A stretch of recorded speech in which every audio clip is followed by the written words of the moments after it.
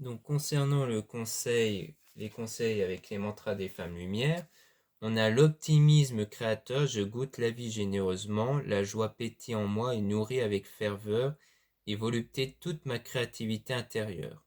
Mon enthousiasme en est l'essence et mes envies sont l'étincelle, j'explore et savoure chaque instant dans un élan inspirant. Donc il s'agit ici de vraiment ressentir la joie. Donc on rejoint ce qu'on disait avec le tarot des anges, le fait que vous devez ressentir des belles pensées en vous, car ces belles pensées reflètent les énergies que vous avez, les énergies que vous extériorisez autour de vous, parce que les gens les ressentent. Et donc il s'agit d'insister sur le fait que vous devez ressentir cette joie pétillante en vous. Et mes enthousiasmes en est l'essence. Comme quoi, c'est un peu comme quelque chose qui vous permet d'attirer vraiment ce que vous désirez. Que sans ça, ça ne fonctionne pas en fait. Comme un véhicule avec l'essence, il n'y a pas d'essence, ça ne fonctionne pas. Et bien là, c'est pareil. Si vous ne mettez pas les bonnes énergies en vous, cela risque de ne pas fonctionner. D'où le fait qu'on parle d'optimisme créateur, parce que c'est vous qui créez votre vie via vos pensées, vos ressentis, vos énergies. D'où le fait que c'est important d'être optimiste, parce que si vous êtes pessimiste, vous allez attirer des situations pessimistes. Donc si vous êtes optimiste, vous allez attirer des situations plus optimistes, avec de l'espoir. Par mes mystères et ma magie, que mon élan créateur prenne place en moi et autour de moi, déesse de ma vie, je me fais une promesse, celle de ne jamais plus m'abandonner. Ma magie mérite d'être révélée, je suis la magicienne, la fée, la sorcière, la reine de mon royaume intérieur. Donc on dit bien ici qu'il s'agit de ne pas vous abandonner parce que c'est vous qui êtes la personne principale dans votre vie.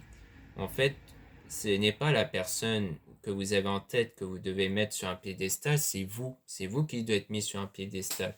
Car il s'agit d'attirer vraiment ce que vous ressentez. Donc vous devez prêter beaucoup plus d'attention envers vous et à votre bonheur à vous.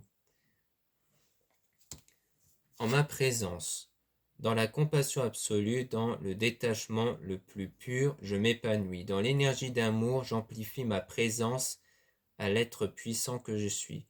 Je n'ai plus besoin d'amour car je suis amour, en paix, je suis, je resterai. Donc on revient avec cette idée-là qu'il ne faut pas dépendre de quelque chose ou de quelqu'un pour avoir de l'amour. Il faut que vous ressentez de l'amour en vous-même, par vous-même.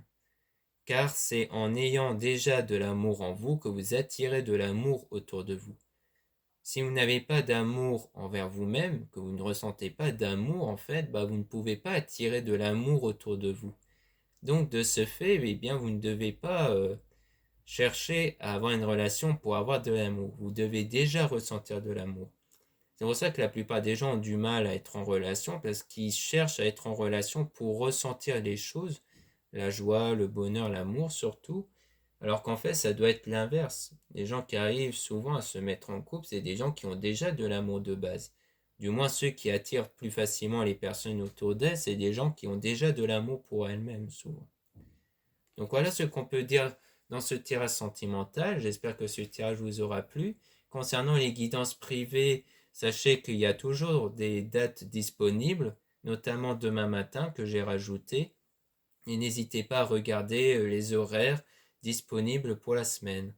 Et donc vous avez tous les liens dans la description de cette vidéo pour avoir accès aux guidances privées, aux produits ésotériques et aussi aux soins proposés par ma sœur et aussi une guidance privée proposée par une collègue aussi qui est Plume Dorée.